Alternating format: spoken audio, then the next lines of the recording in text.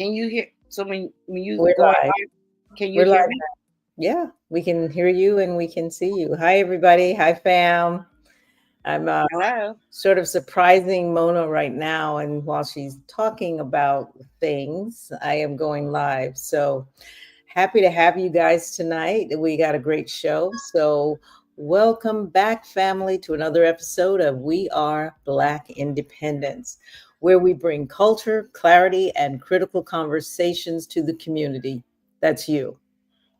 Hmm. Today is a special one because we're talking about our kids, our children, their confidence, their culture, and the stories that shape how they see themselves. And that's kind of what Mona and I were talking about just now. Yes. Um, Kids in church, remembering. Yes, and we're kicking things off with a beautiful Jeanette, a beautiful conversation with a local author, another local author. I love our local authors. I know. Kiva, yeah, Kiva Williams, who wrote a children's book dedicated to her daughter. Hmm. So yes, and all African American children to help them, because we don't often see ourselves in Hmm. print, particularly when we was coming up. I think it's becoming a little bit more common now. Yeah. Help them see their worth, Hmm. build inner confidence, and embrace who they are. Hmm. And I guess I could say we here at We Are Black Independent, we love our storytellers, especially the ones right here in our community.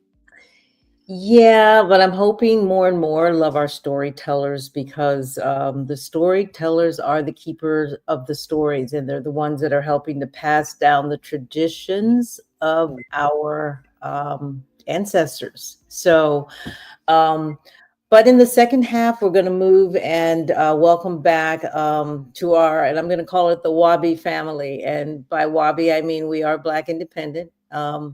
Mona, I got that from you in one of your writings. It said Wabi. I was like, what the heck is Wabi? I Yeah, like it.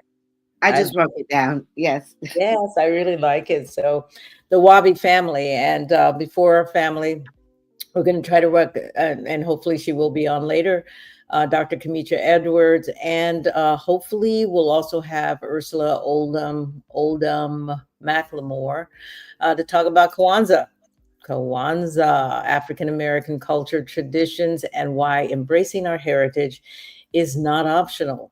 It is absolutely necessary. Yes. Yes. So, family, just kind of sit back. I am going to do that thing that I do, and that is to get us started, go right into the countdown.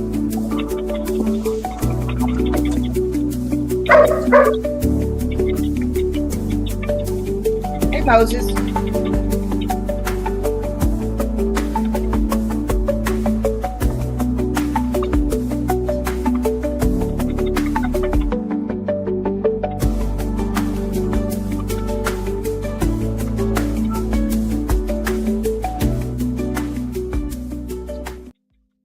To the Black Independent, where we speak truth to power, unapologetically.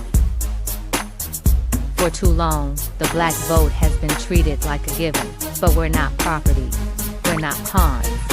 We are the descendants of those who built this nation, and now we're demanding tangibles, not tokenism, because the era of blind loyalty is over. This is the Black Independent. Let's get to work. All right, you guys. So let's get to work, Mona. And tonight, as we mentioned earlier, we're going to start our show out with Ms. Kiva Williams. And can you bring her up? I can. All right. Hello, hello, hello. Hello, Kiva. Welcome to the show. I feel like I should raise my fist. Make sure y'all know I'm ready to talk. You ready? You ready to get the work? That you are definitely ready. Yeah, Do you like the music? I love it. I love everything about it. Like the name, what you guys are bringing to the table. So thank you for allowing me to be here. Well, Absolutely. thank you for being here tonight. So let's start right at the heart of it. Your book, and Mona can bring up the book cover, which I think is absolutely brilliant. It's beautiful. Thank you. It's dedicated to your daughter and to other African American children. Yes, actually, my daughter is the co-author, so we wrote it together. Yeah. I So wanted to give her that empowerment to let her know that, hey, you're never too young to start something. She's 7 years old. And she's ooh, an author. okay. So you got right into it. So tell us about yourself and your story in terms of the motivation behind it for you and your daughter.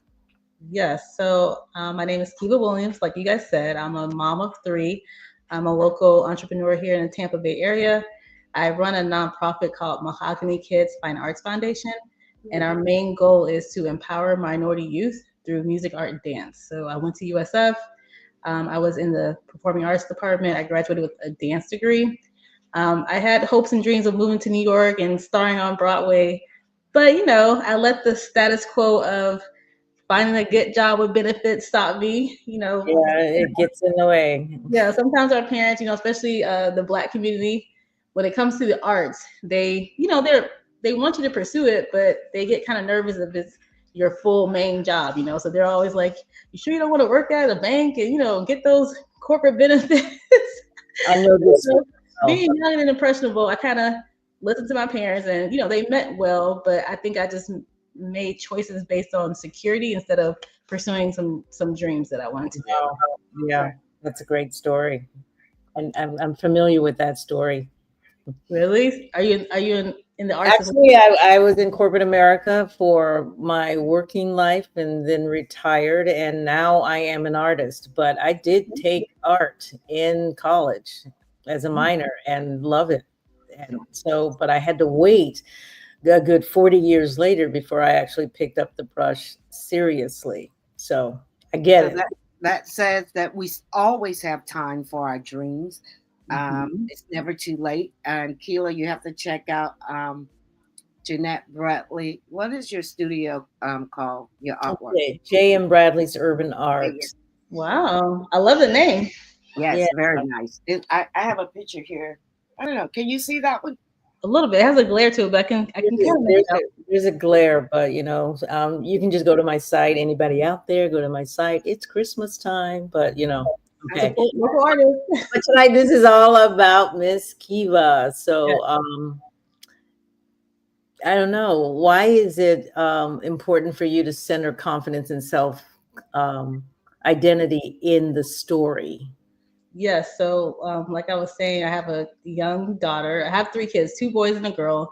And sometimes when you are a mom of a daughter, things kind of are different. You hone into that self-confidence and that self-esteem more than you do with your sons. I know that's probably like not so good, but my sons, I let their dad kind of impart in them. Of course, I'm doing the motherly thing, but when you have a daughter, it's kind of different. You know exactly what she's going to go through because you went through it yourself, right? So you remember going to school and you look different.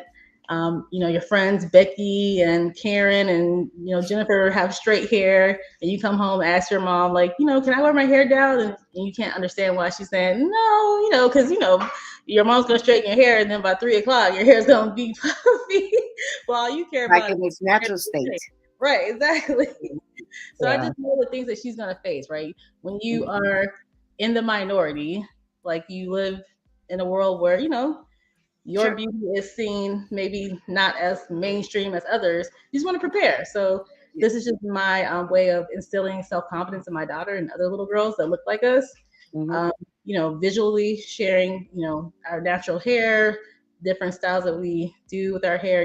Wow, it's great again. Showing them that our hair or our skin, our nose, our lips, our features are beautiful. Everything. They come from God.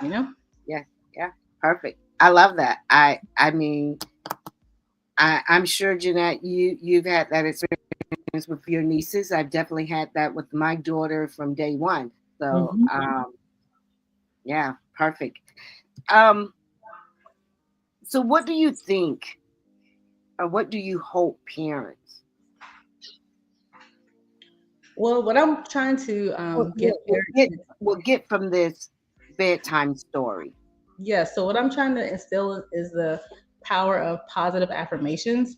I Mhm. remember growing up, my father, he was big on affirmations. He had this daily mantra he would say, I feel good, I feel great, I am somebody. So he was always saying these little sayings that we would repeat after him. And it just gave us that boost of confidence. So the Mhm. same way that my dad did and my parents did with me, I'm doing that with my kids, especially my daughter, like I said, because you know the whole girl thing kind of starts early. Yeah. Daughter, we've been doing this for a while, and sometimes you want to just prepare them. She came home one day from school and said a little boy told her at the playground that he didn't like her hair, but we had been doing these positive affirmations, and so she said, "So I like my hair." So she knew what to say. So it's Yeah. just preparation where you are instilling that sense of worth, where you don't need to be you don't have to have others people's approval. I know that's hard I'm still learning that myself at 45, but you want to start there early because there's different instances that kids, teens, and adults go through that you just need that reminder. I like the book as a preparation tool for families. So it's a preparation resource so that when the question comes to them, they know exactly how to answer that. Well, you may not like it, but I like it. And I already know the reasons why I should like it. I love that she was able to answer it that way. But Yes. I don't want the audience to miss this title. It's Did You Know God Made You Beautiful? And how many times do we say that to our children? Just reminding them that, did you know this? I Yeah. mean, can you imagine though? Do white parents have to say these things to their children, right? Yeah, I About doubt that. it. Not in that fashion. They probably, they still do the self-esteem um, piece of it, where like you're reassuring your child their confidence, their Mhm. self-worth. But I, of course, am a Black mom, and I know Mhm. that sometimes our features are in question. So I made sure in the book I'm talking about nose, lips, hair, skin. I want to make sure that I'm instilling the points of reference that I want to remind her that, hey, God made you and God made you beautiful. So this is That seems the to be reminder. this, and sorry for cutting you off, but that seems to be the distinction that's made from maybe the white parent and the Black parent. You've got to be specific about hair, nose, lips, and body type, even. Yes, They don't have to be specific on those detail. features of the body. And I think that's significant. And I think that's what makes the book so important. Yes, I would agree. Yeah. Yeah. And particularly when maybe you might not even realize these are conversations you need to have. But I can remember even with my auntie, not so much with my mom, but my auntie when she used to buy us anything, birthday cards. She would always color them in brown. Okay. Uh, the Santa Claus that she used to put on her front porch, uh, we would paint it black, brown to look like us, to represent us. Yeah. And and I do believe is not to put one race down, but to um, recognize your own race, right? Because think about it, and I was thinking about this when we have generally when we have our babies, the first thing really our kids see, other than us, everybody's white, right? And from the time you bring them home on TV, all of this. So to have books that represent them is a great thing. It Yeah. is. And I had the recent opportunity to go into the schools for Great American Teaching, and I brought my book with me, and I Yay. brought little mirrors, Mhm, and I read the book to the students. It was a multicultural class, but mhm. I had everyone like stand up and like touch their hair and say, "I love my hair," and touch their Uh, nose, "I love my nose." So I love that. participated, and I had them hold up a mirror and say, like, yeah, I love myself because all kids need that reminder, sure. especially when they are going out into the world. And what kids go through, the Oh, sure. teasing, the name calling, that happens early. I was in a kindergarten class, so it's like you got to build them up so that they're ready for the outside world. Yeah, Mhm. but I don't think parents really do understand the level of teasing that goes on, even in schools that are predominantly Black. The Right. teasing that goes on in terms of even colorism at such a young age, and an over preoccupation with their size and so on and so forth. I just said talk with one of the boys that I work with. I have an after school program, and the little boy is like, if you understand on the state assessment test, he's a clear 4 or 5. You know, he's not going to be a 1, 2, or even a 3. He's a clear 4 or 5 in math, reading, and even in science. But he acts out in class, and he's heavy set, and you can tell he's trying to be tougher than he needs to be, Yeah. so the other kids will not pick on him. Right. Yes. And I had to say something to the effect of, do you know you're going to be great someday? Mm. Right? Yes. You did that. Absolutely. Did you know that you're going to be great someday, and you don't have to do the things that keeps getting you in trouble? His test scores tells us that, right? But Mhm. he doesn't believe that because the messages he's getting from his environment and the people around him, and they're telling him something very, very different. And I see that in our children time and time and time again. So this is really awesome. And Yeah. Okay. it is why we have to have people who look like you, who look like the kids, to speak positive life into them. Mm-hmm. Because he needs, and I know he's smart, but he needs to hear that. Yep. Mm-hmm. And he needs to hear that every day. He needs to hear that. Wow. Kiva, if a child could walk away with only one powerful message from your book, what would that message be, or how would that look? I would definitely say it's the self-love piece. I love myself. Yes. There's a point in the Bible, the book where I have my daughter repeat after me, I love myself, because I want her to know that it starts with you. Like, you have to love yourself first Sure. before you're seeking validation from other people. And I know, in her 7-year-old mind, she doesn't quite understand that to its fullest extent, but just having her repeat, I love myself, because words matter. And that positivity, it's a boost, so you got to start early. And back to your point about even in our own communities, I had the awesome pleasure of having 2 parents who were very pro-Black and made sure I knew that I was beautiful and my chocolate skin was, amazing. Fast forward, I'm at college, and this guy who, looked like me and you, he thought he was paying me a compliment. But I remember the first time he walked up to me and was like, "Oh my God, you're so beautiful for a dark skinned girl."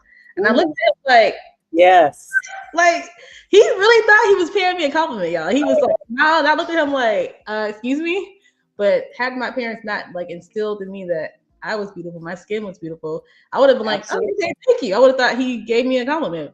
But Right. I looked at him, was like, but I know he, in his mind, he really thought he was paying me a compliment. But yeah, I think I've heard that before, and not so much me, but I've heard people that will say, for a Black person, you are, it's not a compliment. right. And it needs to be confronted. And the best thing that we can do as parents or mentors, or whatever your role might be, Grandparents, aunties, uncles. yeah, the aunties and the uncles, Yeah.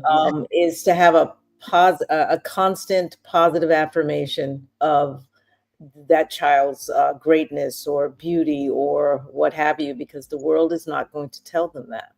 Exactly. Yes. Absolutely. Yeah. I like to, I'm often, and I think I get this from my mom because we're in beauty. I don't care where I'm at. And when I see young girls and guys, I'm always telling them, "Oh, I just love your hair. I love your outfit. Oh, you're so beautiful."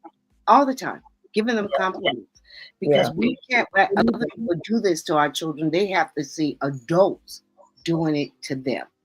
Yes. And so that is something I'm often doing, and not only children, females when I'm out, and I'm often giving compliments. So Yeah, we have to build that, and we have to build that from the time we bring them home. Yeah, I remember years ago, I used to say when my nephew would, younger, and he would talk about a black girl or talk about a friend or whatever, and he would be very negative. And I would look at him and say, "So when did you start hating black people?" And he didn't understand that. It's like, but the Right. way that you are attacking tells me that you don't like black people, right? So when did you start hating black people? Now, they don't understand that it's self-hate when they're Right. attacking. Right. And so I think that's somewhat something we should be saying to each other. It's like when, oh girl, she thinks she whatever. It's like, so when did you start hating black people? Right. That person is being black and wearing the hair natural and doing whatever. That's more black than what you're trying to be over here. So when did you decide being black was such a negative, especially for extra dark skinned people, right? So when did black become a negative for you, kind of thing? Your book does what I think parents must do, and that is start early. Yes. And bedtime stories that we need to be reading to our children need to be affirming their beauty, in affirming their intelligence, affirming their greatness. And that is what you are doing, my dear Kiva. This is a great book. And affirming their culture. But Kiva, I want to ask you, because you just said, I didn't realize your daughter was the co-host. That's right. All right. So tell us about your daughter's reaction to the book, and how does she feel seeing herself reflected in literature like that? And the last part is, when you did the Great American Teach-In, was she with you? Yes, she was. I brought her with me because I want her to, be able to walk in front of students and, share about her story. So the book is based off of my daughter and I's interaction, like a daily thing. Like in the morning when we're getting ready for school, I'm reminding her, that she's beautiful. We're saying self-affirmation. So I wanted to make sure I included her in as a co-author because, she's 7, and I wanted her to give her that boost of confidence. Like, hey, you don't have to wait till you're an adult to be an author. You can be an author now. This is your story. We're writing it together. And of course, as a mom, I want to affirm her, and I want to put her in a position where she can see herself as someone that's making a positive change in the world. Right now, she's in 2nd grade. We're going through a little literacy struggles in school, but I want her to know that, hey, even though right now you may be struggling in school a little bit, you can still be an author. You can still show kids that reading is fun. So I want to try to incorporate the literacy aspect into her life in a positive way, because sometimes in school, if you're struggling, you might not think reading is fun. You might not think doing math is fun, but it's like, hey, no, we can write something that is for you on your level, and also it's for the kids so they can see themselves as ways. So it's just a way of empowering her and making her feel confident in who she is. Wow. Are you guys planning on writing another one anytime soon? I think so. This is our first go at it. When you're doing something for the first time, it's a little bumpy. We found a local illustrator, so that was good because sometimes when you're doing something for the first time, you want to make sure you can talk to the person, communicate. Hey, I want my braids to have some crinkle in them. To kind of give them that the unique characteristics that you're looking for. So I was happy to work with a local artist here in the Tampa Bay area. Awesome. And this has been a fun experience for us. So yeah, I think we'll keep going. And from start to finish, how long was that process for you and your daughter? That's a good question. So the idea came to us in 2021. It's now 2025. So this is something that this is a morning routine that we do. Finding an illustrator took us about a year because, you ask around and you kind of like, you're not really sure. And the world of AI is coming about. And I knew for my first project, I didn't want to use AI. I wanted to use an actual person. So that took a while navigating that. And then, once you have an idea, I'm the queen of starting things and not finishing it. So I started it. No, I'm the queen. So I was like, you know what? Let me actually finish this project. Like let's make it to the finish line. Okay. So it took a while to me to stop and go. But once we started, I would say about a year and a half. Like in 2023, I was like, okay, let me actually do this. You know what I mean? So the idea came in 2021, but we didn't like go to the table until 2023. So it was a work in progress. I wasn't in a rush, but also I knew that this is something that, I wanted my daughter to be involved in. So she was getting a little bit older as a children's book. So I wanted to make sure like, hey, let's go ahead and get this done before she's like 12 or something. Yeah. So yeah. Well, so- Kiva, let's go ahead. Go ahead. Jenny. No, you go. No, I was just going to tell her. Thank you. Tell us how we could purchase the book. Yes. I think it's a great book for Christmas. A stocking stuffer. Mm-hmm. I'm gonna pull it up too. Yeah, it's on Amazon, so that's what we use as our. We did the KPP publishing, so this is our first time. But of course, we're open to other ways. We just want to kind of get our foot in the door and kind of like have a platform where we can refer people to. But hopefully, we'll have some other platforms that we use. I know Amazon is kind of like one of those big conglomerate of people. It's the best way to get it to everyone, but we do have a local Black owned, and we're going to have her up in our next segment, Ursula, and you guys should try to set up a book signing. Yeah, I actually know her. She's awesome. She does the Tampa Historian, the Black. Yes. So she's coming up next, and maybe even check out. I think it's December the 13th, called Candy Low for the Black Business Bus Tour. You guys could get a book and set up there, sell the books. I just think it's a great thing. So now, is this book good for boys as well? I think so because it's a book about self-esteem and self-confidence. Okay. So it's okay to, when you read the story, the main character is a female, but we read stories, the main characters are males. Yeah. So No, it's just that I do have a new niece, great niece, and also a nephew. So I'm gonna buy two. Yes. Awesome. Yes. Thank you so much. Actually, I work with little girls and boys that I think could definitely benefit from the book. So I don't know the number that I will be buying, but it's a great opportunity to give them the gift or to buy it and also read to the group. I work with 3rd and 4th grade students. Okay, awesome. That's so good. Yeah. So family, make sure you support Kiva's work. We'll have her info in the description. So I'll have to make sure I get that and put it in the description, Mona. Okay. And we're going to shift to the cultural confidence Kwanzaa, its meaning, its message, and why African Americans should embrace it now more than ever. All right, let me catch up. All right. So before we go any further, we're gonna run an ad, okay? Yep, sounds great. Okay. Because last person just got on. All right. From the Seedful Kids After School Garden Program in Tampa comes local honey inspired by young gardeners and the gardens they grow. Our 3rd and 4th graders learn math, science, and teamwork while exploring nature. Favorites like chocolate honey, Madagascar vanilla bean, cinnamon, and orange blossom are among 24 unique blends that customers can't stop talking about. Each one raw, natural, and locally sourced. When you buy Seedful Kids honey, your purchase supports a local nonprofit organization that helps students. So this Christmas season, shop local and support young minds blossoming in our Tampa gardens. Order at www.cbexchange.org. The link will also be in our description. All right. I love that book. I do, especially, for our kids.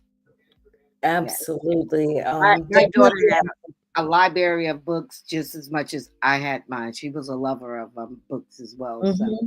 So that is just something good to have.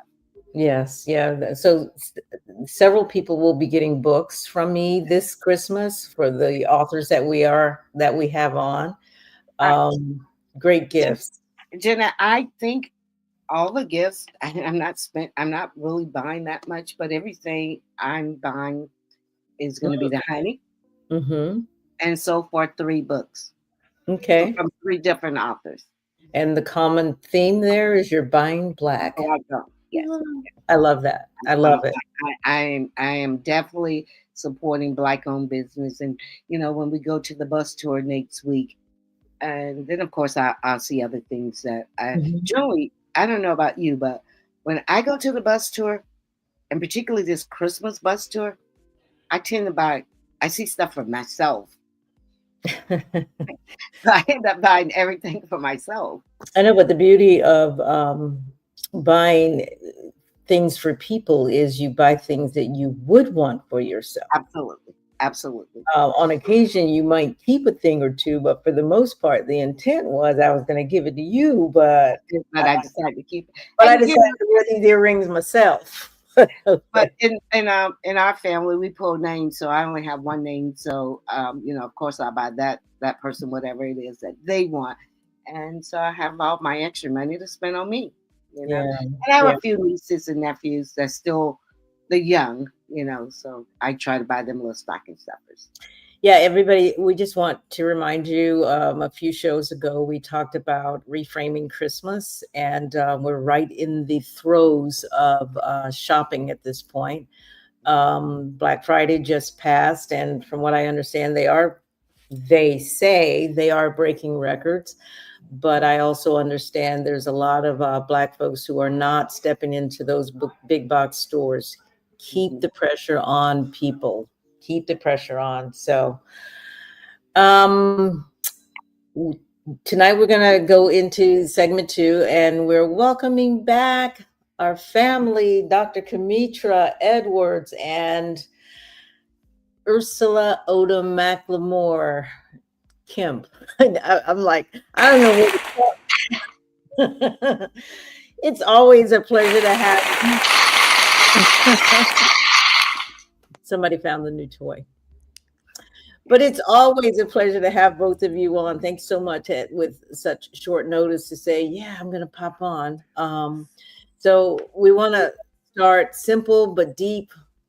Somebody, please tell me, what is Kwanzaa about? Beyond what people think of it.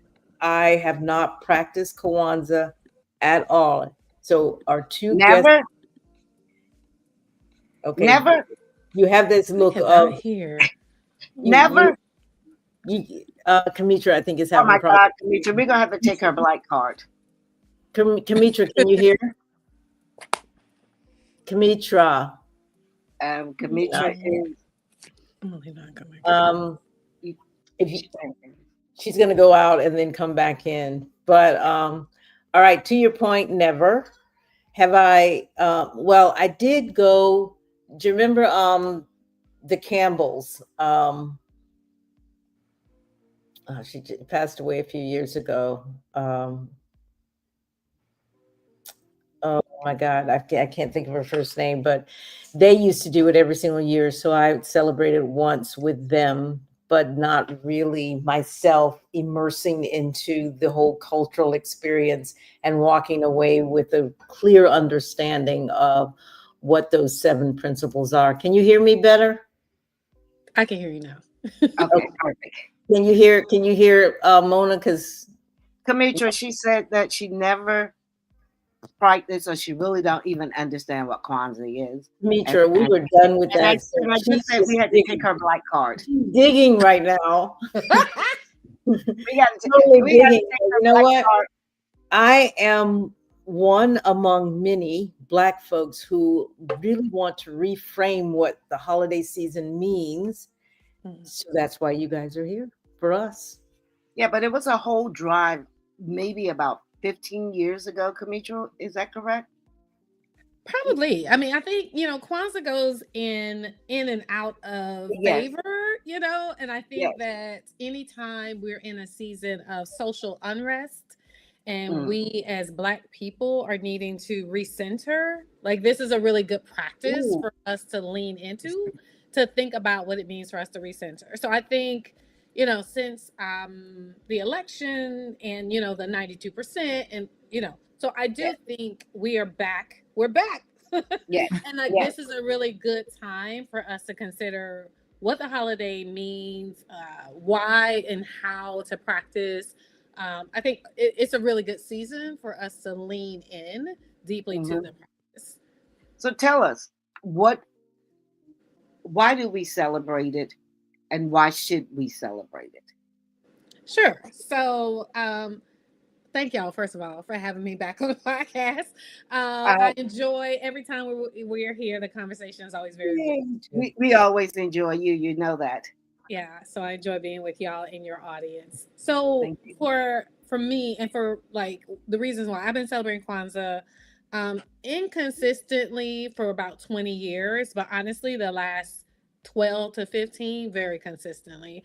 And I think my reasons have changed. Reasons why I think Black people should is because we are in a space, and I think this is why it was developed in 1966 by Dr. Karenga. I don't ever want to not acknowledge him, because this is a Black holiday. And I just want to name that, right? So a lot of people are like, oh, Kwanzaa's, it's a Black holiday created by a Black man for us as Black Americans in the United States. And so now if the practice goes beyond that, wonderful, great. If other communities, great. But that is why it was created. Okay. It was created for us to center us, for us to decide what is sacred to us, for us to decide what rituals matter to us, for us to take a 7-day period to step away from everything that we live through each and every other day of the year. Wow. And just honestly, define our collective power and define our values, right? Because they are different than what culture and the majority culture says they should be. We are raised differently. We have different values, and it's okay to honor that. And so I love taking that time away and just sitting with who we are as Black people living in these United States.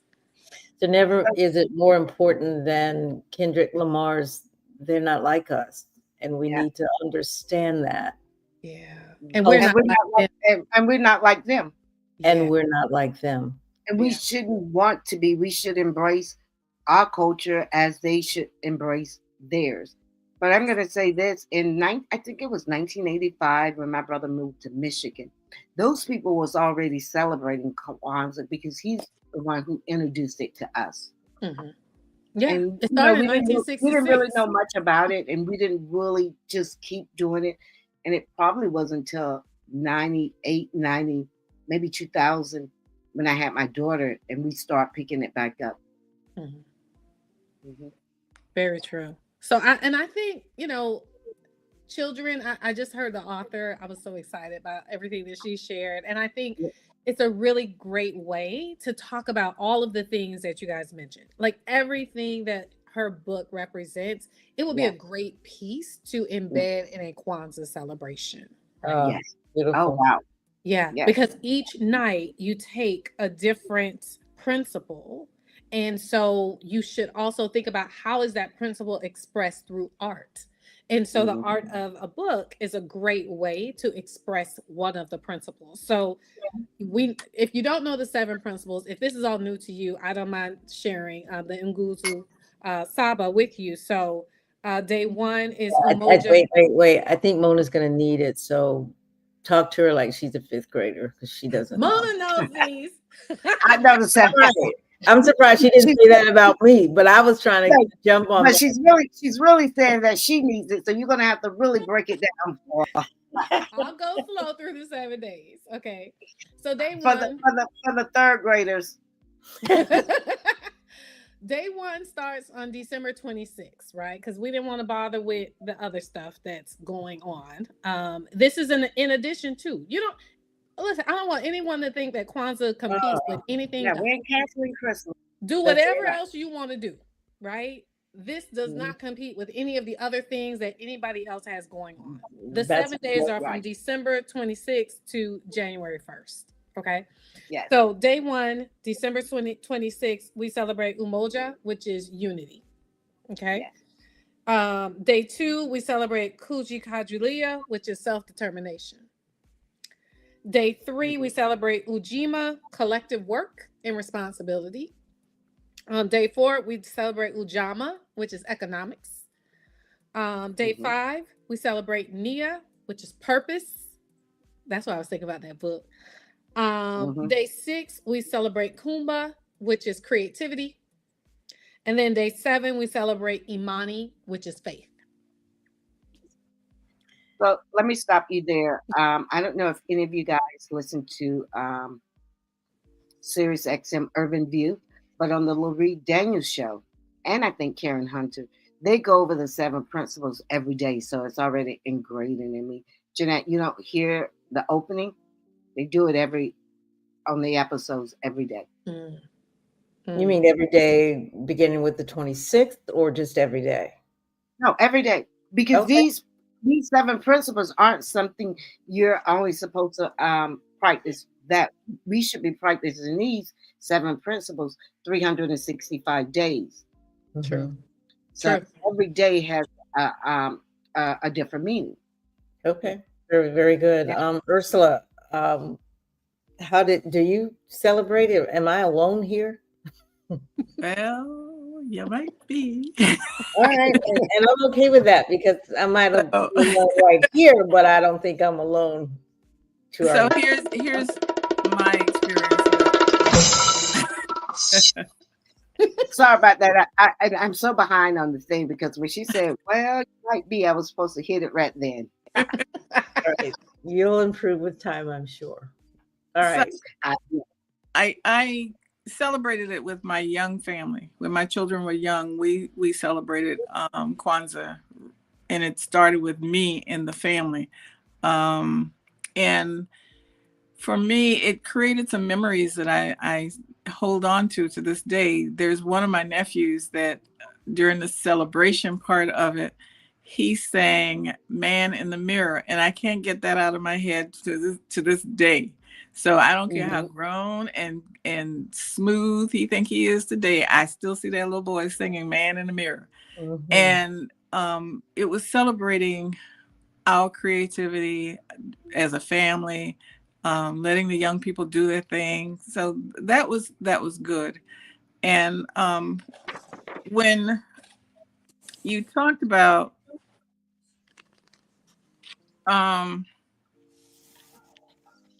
well, I actually had a whole bunch of different thoughts going through my head at one time. But when for me, celebrating all the other things, Christmas and what have you, I lived in Georgia. So Kwanzaa was perfect for another reason for me. Because after Christmas, that's when I bought gifts for my family in Georgia. And so I would get up real early the day after Christmas. And everything is on sale. Pack my trunk full, and then ride to Georgia. They never knew, unless they're listening right now, that I did not buy those gifts as very expensive items. Didn't do it. Yeah. And so that economics. Was I think we're practicing economics. Don't spend the money you don't have to. That's right. And one of the things, because we celebrate Blackness, I came up with I'm Black and I'm proud. So I say that in various ways to my own children. But the day that was joyful for me was walking past my daughter's bedroom, and the two of them were talking, had nothing to do with me. And they were agreeing that I'm so glad I'm Black. I said, oh, Lordy, we got it. Wow. And they never had anything other than Black dolls. And I know it sounds like I'm deviating, but no, what Kwanzaa is to me is an appreciation for our culture and a reason to highlight that. And as I think about that today, because I'm preparing to offer some Kwanzaa products here at the store, I was looking for wholesalers, and I this is a speculation. It's probably not even based in fact. It's my opinion that maybe a lot of the Kwanzaa material was produced by non-cultural people because it's disappeared. Say it again. Oh, really? Yeah. Absolutely. Yeah. Wow. Absolutely. So it's like, okay. And what made me think about that is that when we had Juneteenth celebration, when it was became legal, the first people to have a booth offering Juneteenth products didn't look like me. Yeah. So because you asked, and I did carry Kwanzaa products last year. I have Kwanzaa cards, and I'm preparing to have a larger setup this year. But because you asked me about this, now I am really focused on it. Yeah. I 100% agree with you. In doing research, not just preparing for this, I start like Thanksgiving, preparing for Kwanzaa for how I'm going to celebrate with my family every year. And I said to Mona asked, like, oh, if someone wanted to purchase some things, like, where could they get it? And I said, well, let me just look. Honestly, I agree with you 100%. What I found when I dug a layer deeper is if there are materials that are out there, oftentimes they were not created by us. Right. And so, like, if you go on Etsy, many of those products, if you're looking for activities for the kids, they're not Black creators who are selling those things. So I do think, like, we have to be careful and think about, like, how we spend our dollars, right? We want to make sure that we are paying attention to the principles and we're living them even in the celebration. And so, yes, I appreciate if you have some products in your shop that we can point people to make sure that they are. So let me ask you guys this, because Camitra, you and I was talking about it as well. Maybe we could find someone where we could build our own, because basically it's the candle holder that you need the most. Yes, true. And so we need somebody in woodworking. If we have people in woodworking, we need you. Yes, that we could do it ourselves, stain it ourselves. Camitra, you have yours? I do have mine, yes. Can you show it? Do you have it? Oh, I didn't bring it out. Sorry. I should have had it up. Because Camitra is the one that really goes over it for us in our group as well. We do it as a group. Yes. So during the pandemic in 2020, I took it online because, we weren't all together in one spot. So I said, well, hey, I told my family, y'all get online. I'm going to do it through Zoom, and then invited friends and anybody else who wanted to come and join the celebration so that people could learn and create their own practice for their own families. So, yeah.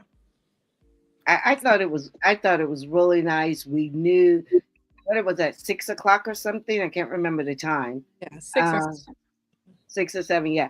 And we knew that every, just for 1 week, this is what we're going to do. And it was, no more than 10, 15 minutes. Right.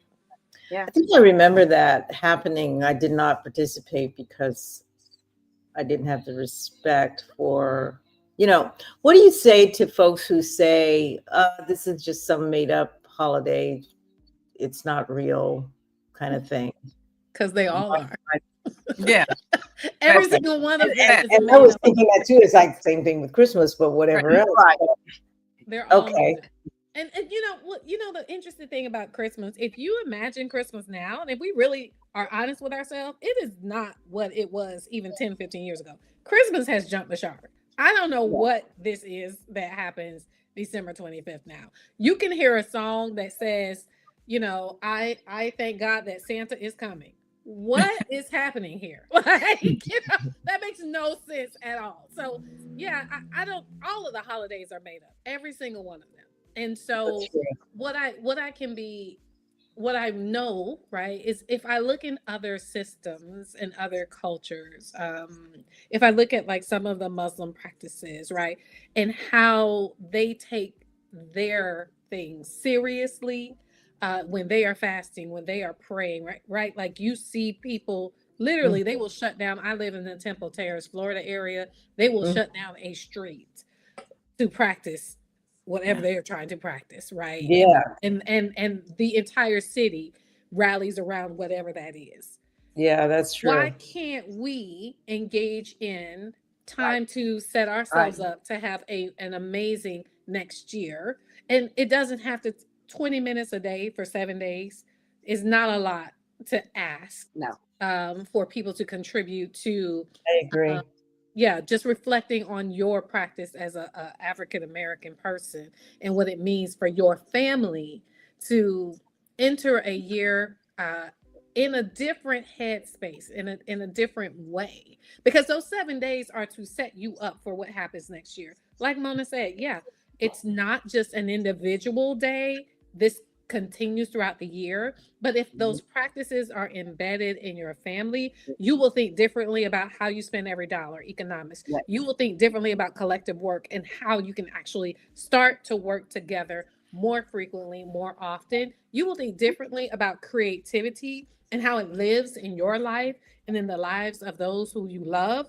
And you'll think different about unity. And what does it truly mean to have unity? Not uniformity, but unity. So, And I think it's really important that the whole family has to participate. They have to know for these next 7 days, whatever time we set, if we say 6 or 7, everyone has to be home and ready to go. We start on time, and you have to be involved. Let me ask you, Ursula, Camitra, you could do it as well. What are some simple ways that parents can introduce, like now, into their home without feeling overwhelmed? And we're going to come back with, because I want to do a DIY craft and daily activity and family discussions, because even from Kiva's book, we used to do, when my daughter was growing, and I was taking her to school, we have word of the day. And so we would go over that word of the day, the definition. Well, I mean, our word of the day need to be one of these 7 principles now. And you can also have word of the day. So while you answer that too, you started to go through the 7 principles. If you can do that as well, that'd be great. Okay, so to answer your question initially, when you say how can you get families involved or get the family started, well, what we did was not the 7 days at first. It was one day. We celebrated all the principles in one day. We came together just like we come together for Thanksgiving and Christmas. We came together one day to celebrate all 7 principles. And we made that a celebration.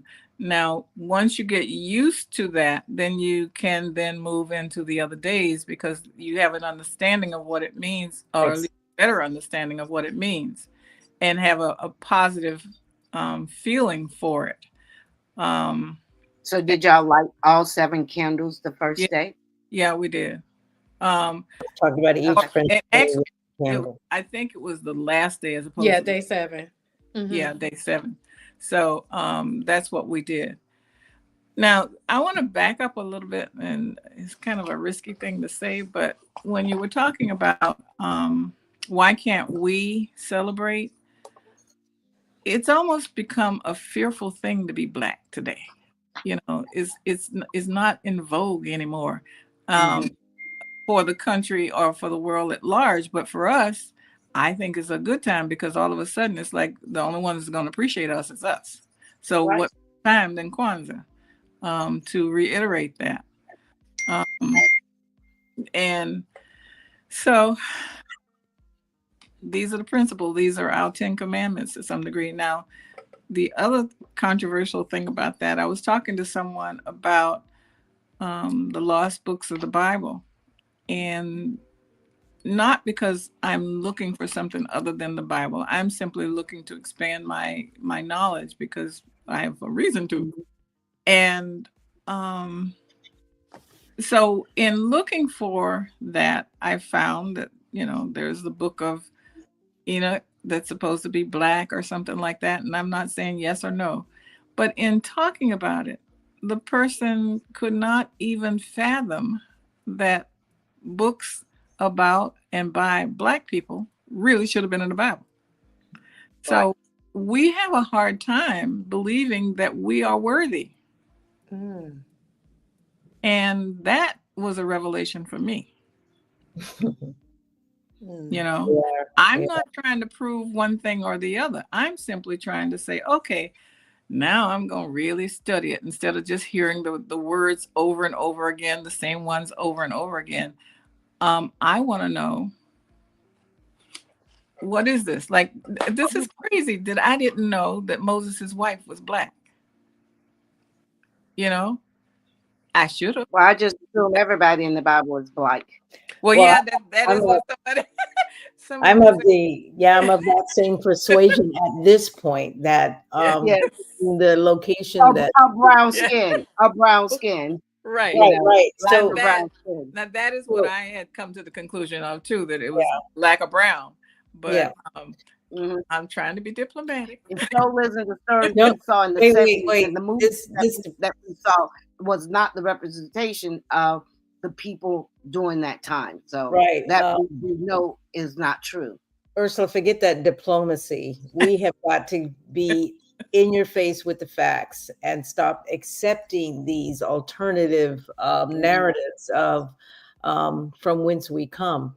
And to your earlier point in terms of this anti-Black sentiment that we have sort of adopted as where we're not feeling, where we feel somewhat inferior, I think. And you could say all day, you know, I'm Black and I'm proud and whatever else. The fact that we had to come up with that phrase tells me there is a deficiency within the community.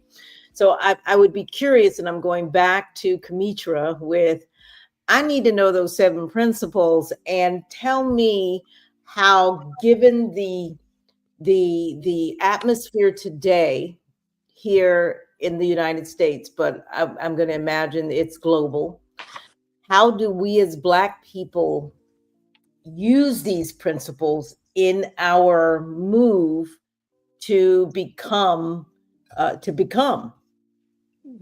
what we are purposed to be? Go ahead. I'm sitting with the ideas that you guys have shared, because what I also know to be true, right? And 2 things can be true at once. And I'm wearing my Tennessee State University t-shirt because my son is a proud student matriculating through this HBCU. Is that HBCUs have had record-breaking enrollment. I heard that. Right? Like that's. I heard that. Yes. And so I heard. I don't know at different age groups what's happening, but I do know that people are turning back to the culture. And so I'm excited about it, and I'm happy for the reawakening and maybe even the awakening. I'm Gen Z, and I'm sorry, Gen X, not Gen Z. My kids are Gen Z, I'm Gen X. I think it took a while for us to realize that the American dream it's a nightmare for some of us. Right? And so I do know there are a lot of Black Gen Xers that are awakening and realizing, like, you know what? Wait a minute. We all we got. We are all we got. Right. And so as we're realizing that and coming to those conclusions, I do see a shift in people being more open to talk about the reality of what it means to live as a Black American. So I'm gonna go back through the principles as you asked me to. But I just wanted to say that because I was like, wait a minute, I'm sitting here with this TSU shirt on because I know for sure that students are enrolling in HBCUs again, right? Because we know we went through a period where HBCU enrollment was falling. It is now on the uprise, and so we're excited about that. And I want to shout out. I definitely am. And before you go through them, I'd like to also say that because of the climate, as a person that has a bookstore that focuses on Black history, this is a good time because people are all of a sudden, when somebody say you can't do something, they're beginning to do it. They're coming in looking for information about Black history. There's more Black history going on right now in terms of internally. They told us we couldn't, so now we are.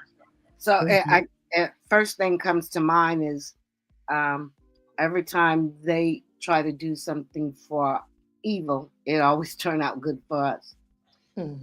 They say, oh, we're going to cancel. We don't want to talk about Black history. And we just said, and we need to wrap it up even more. That, okay, we could teach it ourselves. We're we're doing what we're doing now. We're having all these book clubs and all of this. Ursula, you do book signings. So yeah. So when the colonizers think they're trying to do evil, it never works out. All right, I'm reminded of the color purple. What you done to me? Yeah. Mm-hmm. And I truly believe just come back to you. Yeah, I truly believe something is happening right now. To echo what I think. To your point about well, it reminds me of the book that I picked up about the Birmingham bombings with the little girl, and I thought I was going to learn about that. But what I found out about was the history of the Ku Klux Klan. Yes. And every time something positive happened within our community, it had a direct and immediate impact on their organization. You can track it. Yeah. Every single time their organization expanded and contracted based on the success or lack thereof in our community. So it worked both ways, and it's predictable. It's almost yes. Yeah. I'm sorry. Okay, now I'm done. The plays haven't changed in the playbook. Right. The principles. I will go back through the principles. I just want to, can I say a few things though? And I know we're getting close to time. First of all, I really appreciated Ursula talking about, listen, if the 7 days and 7 principles seem like too much for you to take on, I'm going to have a solution for that. I'm going to share on my page. So follow me. I'm going to talk about like a way to help. If you're interested in that, I'm going to put together some digital things that helps parents get through that and families get through that. But the other thing too is the Karamu is the last day. That's the 7th day where you always go back through all the principles anyway. And so even if you just say, hey, on January 1st this year, I'm not setting a resolution because somebody made that up. Oh, wow. I don't know where that came from. Right? What? I'm not setting a resolution on January 1st. What I will do that you can't keep. Right. Exactly. But what I will do is talk about these 7 principles with my family. If I don't do anything else, right? I'm going to start off the year being proud of who we are. I like that. Me too. All right. So again, going through the 7 principles. Okay. Umoja, which means unity. Okay. Foundation of any family, foundation of any community is unity, right? Yeah. So Umoja is where we start. Day 2, Kujichagulia, which is self-determination, which is what this channel is all about, right? Mm-hmm. Our identity, us celebrating us highlighting our achievements, us uplifting each other. Kujichagulia. How do we plant so that we can eat and feed each other? How do we feed each other spiritually? How do we feed each other emotionally? How do we support us? How do we gain self-determination, independence? Yes. Absolutely. Day 2. Day 3 is Ujima, which is collective work and responsibility. That's generosity and cooperation. How do we look out for each other, right? This is you walking down the street and speaking to somebody else. Yeah. We got to a point where Black people stopped speaking to each other. Remember how we used to walk? Hey, remember that? Yes. Yeah. And how we became afraid of our own people. Yes. We became afraid. Oh, I can't go over there this time of night. I can't do this. What are you talking about? I feel safe in my neighborhood. Yes. So maybe it's a trip through the neighborhood. It's simple things we can do, right? Like while there are ways in which, there's a structure to how you celebrate that day is whatever you need to make it so that you can think about these principles and start to reverse some of the engineering that's been done. Because we've been engineered to not like each other.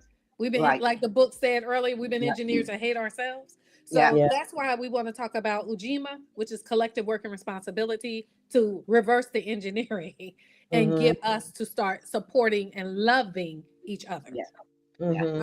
Day 4 is Ujama, which is economics. I think we actually have that one on lock. Like, we know how to do a boycott, right? We are boycotting Target right now. We've been doing a fantastic job. And we've been doing a great job. Yeah. We made the CEO pretend to leave. He didn't really leave, but we made him pretend Yeah, Day like 4 chair or something. Yeah. exactly. Day 5 is Nia, which is purpose. Okay. Um, looking at our heritage, and there is so much, like, I've heard recently through the millennials, right, in that age group, that we're losing recipes. That's what they say. And Mm. that literally means the recipes of how we cook and how we eat, but it also means the recipes of how did we survive? What did grandma and grandpa do, and how did they do it? Do you even know, right? So we're losing our history. Our young people, do they really know who the Martin Luther King Juniors are? Do they know beyond Martin Luther King and Booker T. Washington and Thurgood Marshall? Like, do we know our people and like the work that we have done in this country? So purpose, Nia, and connecting that to like what you become and what you contribute to our collective story that's being told. Day 6 is Kumba, which is creativity. Again, one of the other ones we got on lock, right? We sing, we dance, we write, we do all the things, right? We do. We set the culture. We do. We set the culture around the for world. For the world. Not just in the United States, around right, the world. For the world. That's true. Absolutely. That's true. For the world. Absolutely. Absolutely. And then the last day is Imani, which is faith, which is our belief, which has kept us through the years and years of what we've had to endure and experience as people, right? As first people in this country. Truth be told, right?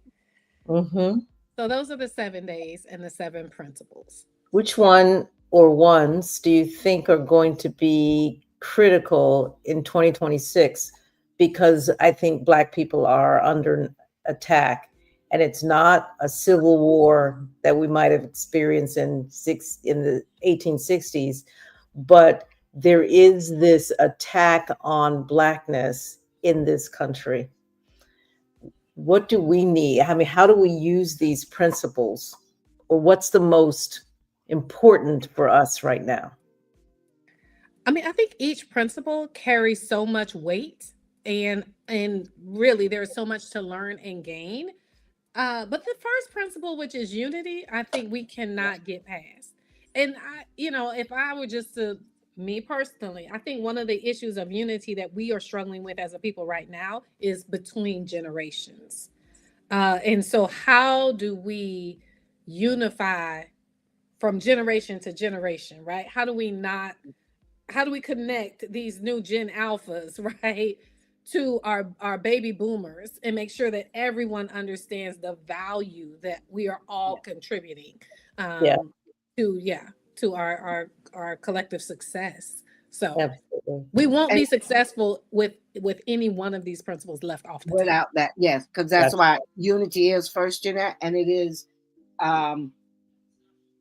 the backbone of the other 6 principles. Because we can't even do this if we don't have unity. Exactly. That's true. That is you got to have unity in the family. So the family has to come together.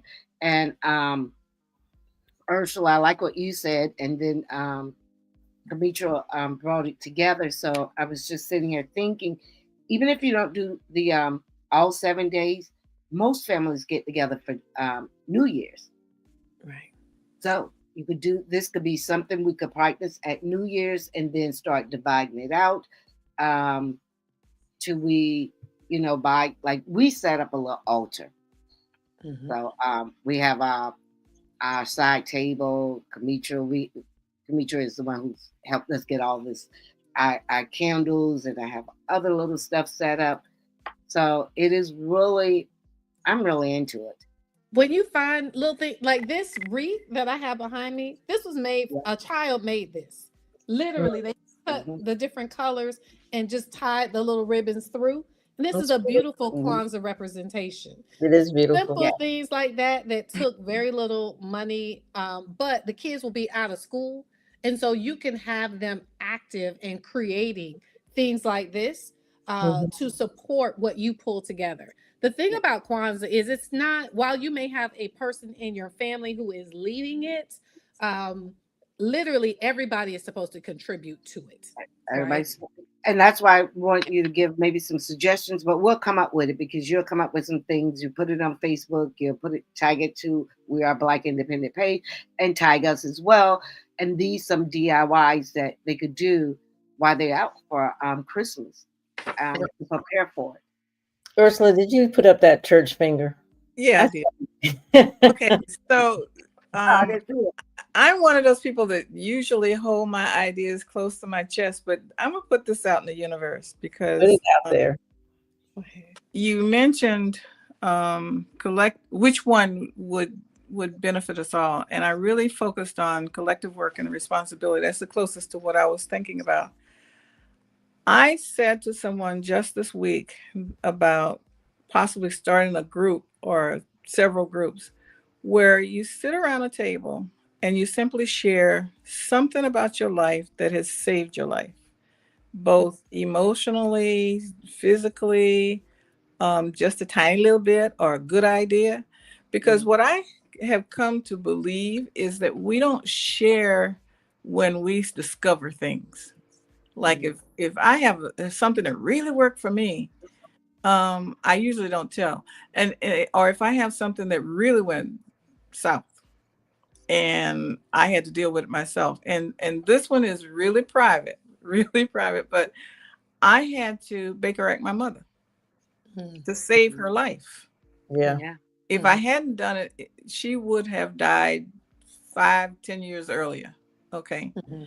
And but when I did that, Lord have mercy, the legal system was a mess. What I had to go through in order to make that happen. And someone, when they realized the trauma of it all, said, "Why are we here?" And the answer was because I saved my mother's life. And then I had to go through hell just because I did that, because I had no one that understood that space. And so now that I understand that space to some degree, I'm sharing it now partially. But what if we were sitting around or on a call where you simply say, "This is something that worked for me." No opinion, no back and forth. Don't tell me I'm wrong. I'm telling you what worked for me. Right. You either can accept it or not. Use it as an idea to go research it yourself and find out that you could have done it better or not, and be done. If someone have an additional idea or additional example, yes, give that additional example, but not in opposition to the first example, just more information. I don't think we share, and this is more public than this conversation needs to be, but this to me would be a private thing, not necessarily where you're putting out your business, but sharing information among a small group of people that could learn from the collective information that we have individual. If we pull each one of us, we'd probably have someone understanding how a nonprofit really works and how it can and cannot go well, and what to avoid, what to do. Someone may have medical conditions that maybe you don't know to ask your doctor about. Whatever.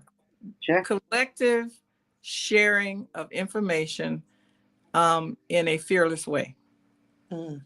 As a community and as unity, we should never have to suffer in silence inside of our community. And that's what I'm hearing. Yeah. Because you're right. My brother often say, "Hey, I'm going to give you this information. Take what you need, leave the rest." Yeah. I like that. Yeah. It's a beautiful And that's good. Yeah. So what do y'all wish that young Black parents, because I would like, even like my daughter, she's 26, and I've gotten her involved, embracing more and more and more of her culture. And this is something we do, my nieces. What should young Black parents understand about the value of cultural tradition in shaping their children's future? Because I think if we could put this in their atmosphere early, it'll be, we as a group will be so much better.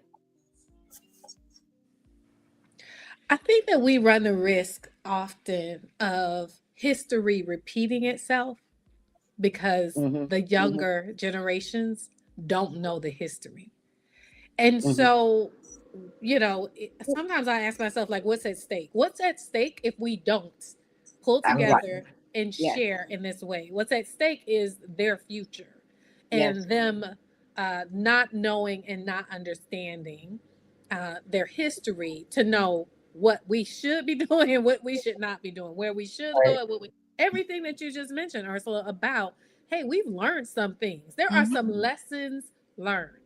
Yes. And if we don't practice passing those down, then people won't know who they really are. And they shouldn't have to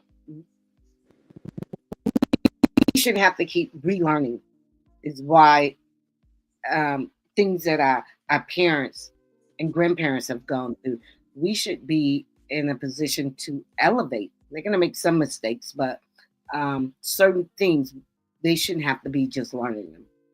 Right. That's what I believe. So I understand this is based on the Bible, but I heard it at a family reunion, and I actually had a podcast that went along with this called Wisdom in Young Legends. And the premise is the young man has the strength to cut the path in the woods. To cut down every tree he wanted to. But the old man knows the way. Yeah. The young man will go around in circles, cutting tree after tree after tree. But until that person knows which direction to go, right, it's worthless. But the dynamic team when you put the two together. And so that's what I say to young people around me all the time. Whenever we sit down and talk, it's a joyous moment for me because, you know, I know they can do stuff I can't do, but I know where to find this and that, you know? Exactly. Yes. Ursula, give us a closing remark. Tell us where your store is and how you're going to let us know. Of course, you'll be letting us know.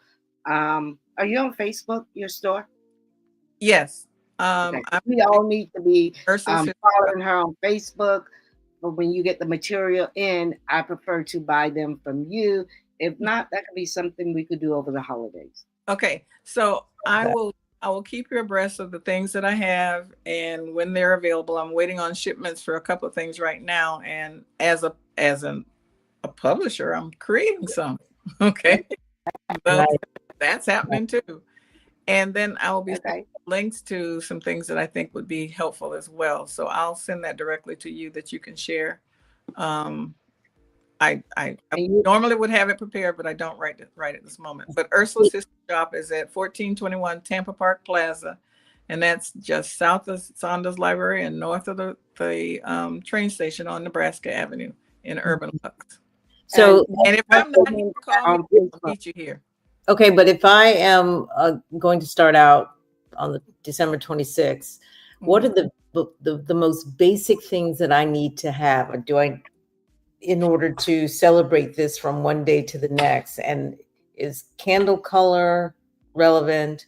Well, honestly, I think the first thing you need to do is order a book, and that's one of the links to understand what you were talking about. To and there are lots of them, and that's the first thing I'll think. The candles, getting those in place, because quite frankly, that black candle is elusive. You can't get it sometimes. I have ordered a whole ton of them, so we can start there and then build, because the red and the green are Christmas colors, and you can find them more often. However, setting up and finding the Kanara, I'm making one of those too. You got a little shop in the back of the store. What's up? Are you making it? And actually, Wonderful. I looked at what was out there, and it's not. It's the principle. You can go from simple to complex. I have a complex one at home that I've used, but that's not what's being offered to us out there. Right. It's the really complex ones are not there. Mm-hmm. So Okay. start with the simple things and go from there. Yeah, I want to be very. And you build from there. Absolutely. This is an annual practice, so you will add to your collection just like you add to your collection of all things. So I wouldn't let that stop me. This is my favorite book. I have a few. I have that one too. Yes, this one by Dorothy Wimbush. Riley is amazing. I've been practicing for years and I haven't gone through every single thing in the book. As you see, it's a very thick book. So this is a really great resource. You don't have to use this book. You could just go with the principles. Start wherever you can. Start with what you have. And I took a cruise one year, right? And I was on the ship during Kwanzaa. Of course, I couldn't bring candles and do that. I went to the Dollar Tree and got those candles that you could just flick them. Battery. Them black, red, and green.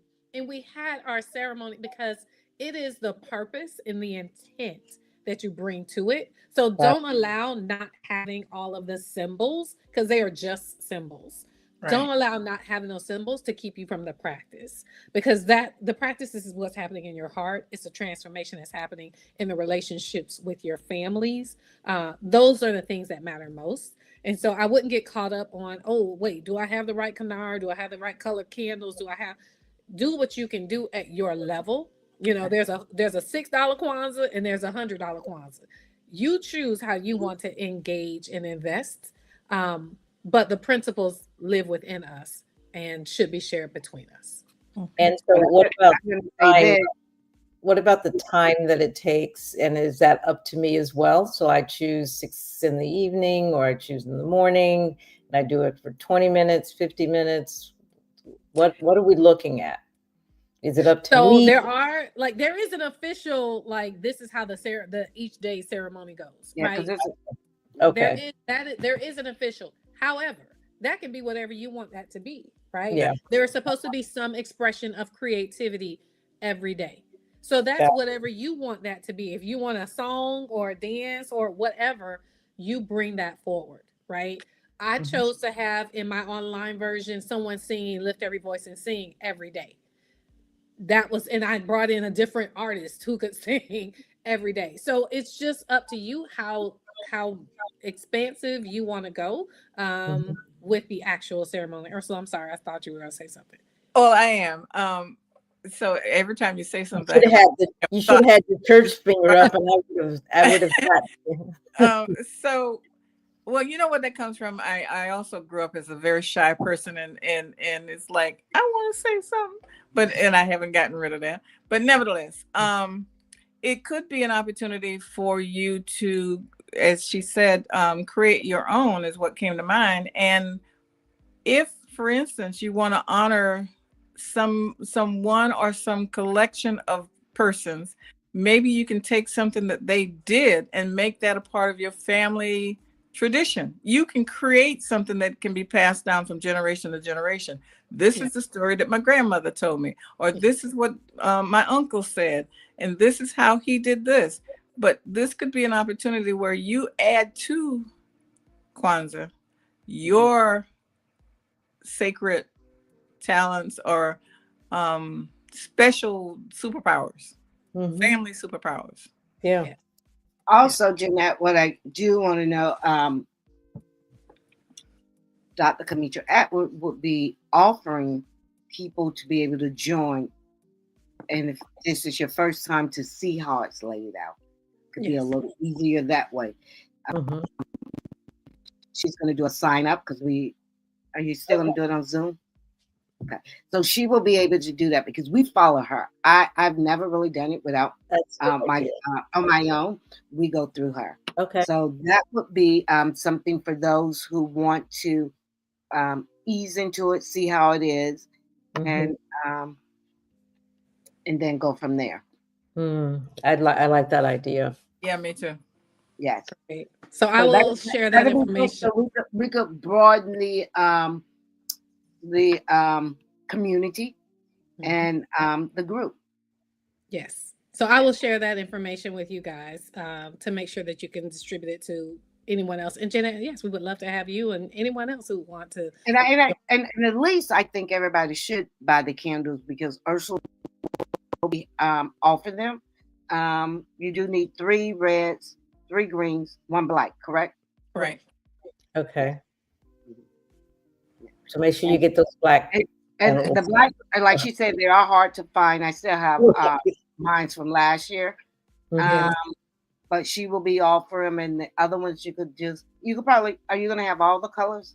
I plan to, yes. It's just that I wanted to get that one quick, and so it's on the way. So I think it's best if we get them from her and anything else that she have. And you have a guide of one of the books in your stores? Yeah, I'll have a link to how you can get books too. Okay. And tell us about when we do come to your store, you have some new authors out. Oh yeah, I do. And Katrina. Wait, before you do that, the way that I sign up, Camitra, is that like is it a link, Eventbrite? Yes. What it's going to be Eventbrite. There will be an Eventbrite link that I will share. Sorry, I was traveling for work earlier. I just got back like 2 of this morning, so I don't have the Eventbrite link. Okay, that's fine. But I will share that with you guys. Okay, great. And we'll keep pushing it out. We have some time. We'll push it out as well. Like her on her Facebook page. Yes. And yeah, we'll keep pushing it out. Okay. Okay, Ursula, let's hear about what's happening at the with the authors. Okay, so I have a book signing coming up on Saturday at 2 p.m. That's Katrina Blanchard, Love and Me, my most excited new author. Yeah. Oh goodness gracious, she was on with me last week, and she was on with us. Yeah. She's so that's at 2 o'clock. Yes, at 2 o'clock. And then on the 14th, we have Sip and Draw. And Sip and Draw. Sip and Color. Sorry, Sip and Color. Okay. And that'll be the first time that I've had it here, so I'm excited about that. That's on the 14th, and you'll get more information about that. So what is that? Sip and Color. What is that? Grown folks coloring books. Okay. Because I was gonna say, I know we ain't just up there going out coloring. Well, okay. And talking about stuff that maybe we should or should not talk about. That's December the 14th. Yeah, that sounds fun. And on the 28th. What time is the 14th? I think it's 2 o'clock as well. I need to double check on that one, but it's 2 o'clock. I have everything at 2 o'clock. Okay. And on the 28th, I have an author coming in from Canton, Ohio, who I published her book. And nice. It's called Rolling Stone, and it's a romance novel. And I have to tell you, when I was reviewing the novel and looking for things to make changes to, at one point I went, oh, wait, I forgot what I was doing. Back up 4 or 5 pages. Because it's gotten interesting. And she sold her first 100 books already the first week or so out. And then we have a surprise. Would the author be here? Would the author be here on the 28th? Yes, she will be here. She lives between the Canton, Ohio, and the villages, so she'll be here. Okay, awesome. And on the 19th, I know that's Martin Luther King Day. I will have a surprise author. Okay, right. I like that. Yeah. Okay. And I won't say her name right now because I'm waiting for the ink to dry, if you know what I'm saying. Okay. But she called me excited, like, do I know you? I heard you were going to call, but oh my God, it's really her. Okay, well, I can't wait to see who that is. Oh my gosh. So stay tuned. The teaser is brilliant. So very. All right, ladies. Thank you. Jeanette, any more questions? Closing No, art. it's I'm looking forward to my first official Kwanzaa, and I will be looking forward to that link because I will be doing it with you, my family. I'm going to pass it out to them, and um, Mona, we talked about reframing Christmas, right? Mhm. And I understand we're not saying you can do one or the other. You can do both, but as Black people, we need a reframing in our lives right now, and having a better understanding. Kwanzaa can help us do that, I think. Yeah. Camitra, give us a closing and how you plan on doing this. So I will have the Eventbrite link available for anyone who's interested in Kwanzaa, and maybe this is your first time. And we invite you to celebrate along with us, with our online community and online family. And we invite you to take those principles and things we discussed together and turn around and do that with your family. It will be 20 to 30 minutes max. Of how we will spend time together online, so that you could, if you wanted to, call in your family and have the same discussion and go deeper on the conversation and the topics that we'll discuss together. But remember, Kwanzaa is about unity. It's about us as a collective Black people living in the United States, deepening our relationships with one another so that we are able to move and progress the entire family forward. Absolutely, absolutely. Well, ladies, thank you so much for coming tonight. Thank you. Thank you for having me. All right. We are going to go to commercial, and we will be ending. So, give a gift that's as sweet as it is meaningful. Me From the find it. Seedful Kids After School Garden Program in Tampa comes local honey inspired by young gardeners and the gardens they grow. Our 3rd and 4th graders learn math, science, and teamwork while exploring nature. Favorites like chocolate honey, Madagascar vanilla bean, cinnamon, and orange blossom are among 24 unique blends that customers can't stop talking about. Each one raw, natural, and locally sourced. When you buy Seedful Kids honey, your purchase supports a local nonprofit organization that helps students. So this Christmas season, shop local and support young minds blossoming in our Tampa gardens. Order at www.cbexchange.org. The link will also be in our description. the link is definitely in the subscription, folks. So be sure to check out the honey. It's delicious. And I also want to say to our listeners, if you want to advertise with us and be a sponsor, you could do that for a month, $20. $20 for the entire month.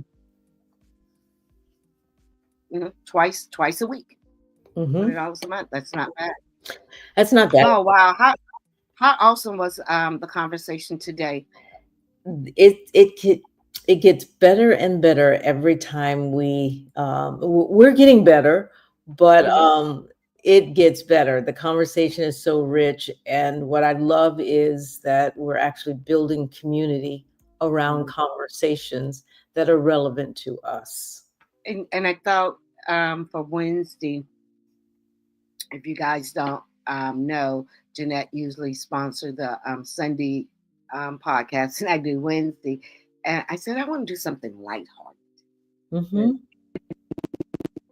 around Christmas and with everything's going on and all the news and all of the negativity, and plus, Camitra and I was talking, and we're getting ready for Kwanzaa, and I said I want you to come on and tell us and expand what she's already doing. And I think, it is why we need to have these kind of conversations. It matters, right? And I'm hoping that someone in the audience say, yeah, I want to start doing this. This is a tradition that we could start. Yes. It again, and I can't say this enough, it is the reframing that's going to be extremely important for the African American or Black American community. There's so much that's going on that we need to start bringing our families together, connecting with other families, and finding strength in the unity Mm-hmm. First principle that we can achieve. And I think 2026, we're going to find that to be extremely important. So, And particularly our young people, as I do a lot of research for this podcast, when I'm looking at like Ben Shapiro, Nick Fuentes, and all of these young people, and I mean, these are young white people pushing this white nationalist to their young white kids. I was like, yeah, we got to counter that with our kids. They got to know how to push back and be proud and stand in it, because these white nationalists are saying, hey, we white and we proud, as they should be. I don't have a problem with that. Right. But we have to understand who we are. And I've always been, Black and proud. Yeah. But, again, back to the point of the fact that we had to have that line tells us that there was a time where we were not Black and proud. Absolutely. But our kids, they are our legacy, and they are the future, not just for us, but for this country. Even though white folks might be kicking and screaming, the role that Black folks will hold in the future, I think, will be key. And so they need us to tell them who they are, before the world tries to tell them who they're not. And right now, the reframing, I keep saying that word, is critical. They are not like us, and we are not like them. We're not like them. And it's nothing wrong with that. We just have to know that we're different. But we all should be kind. We all should be able to live in a society and coexist. And be okay with the differences. And be okay with the difference. It's kind of like, let's not stop pretending. I'm be okay with you being the hierarchy. I'm not that, that's why we still fighting. But we're not dumbing ourselves down. We're not stepping down. I'm going to embrace who I am, who my ancestors were, and how our future will look moving forward. But if you think about this, Mona, the leopard and the lion and the tiger are all cats. They're all the feline, genre or genes, but they're separate. They're different. They're different. They're all cats, but they're different. We need to understand that about us, and some of what they do is just different, and it's okay. We do not have to assimilate and be the same. We need to be able to live among each other, as you said, and I should be able to embrace my culture. You should be able to embrace yours. I shouldn't be forced to submit to you, and everybody be okay. Yeah, and I'm okay with it. Do white folks have a culture? I'm just asking. I'm joking. I'm joking, folks. I'm joking. I'm kidding. Hot dogs and stuff. Yeah, they got. Because the American culture is heavily influenced by Black culture. So, will you go over? Even when it was in Egypt, let's listen to our music. China, the young people. Yeah, our stuff is everywhere. Absolutely. And I see it on YouTube as well. So we influence the world, the entire world. So exciting. And I'm looking forward to just having these conversations with the community. We're on show 37. I'll be doing Sunday show, which is number 38. And I've got some really good ideas. We do have another author that's coming in that does romance novels, Black romance novels. Okay. So I'm looking forward to introducing another author out there for you guys. So, guys, thanks for joining us tonight. Family, today we talked about storytelling, confidence, culture, and community. 4 things that shape how our children how they walk and should walk into the world, whether through a book like Kiva or through traditions like Kwanzaa that they're going to learn. I think if we introduce this to those that don't know it, they really could appreciate it. And like I said, and I think I think I hear the 7 principles every day anyway, because I listen to Loree Favorite and Karen Hunter, and they say, I'll have to do that. Yes. And, but we must pour into ourselves and our children. But if we particularly pour into our children early, it'll give them a start. As they poured into us, church, Bible study, Bible verses. I still remember those things today, right? Yeah, absolutely. So, absolutely.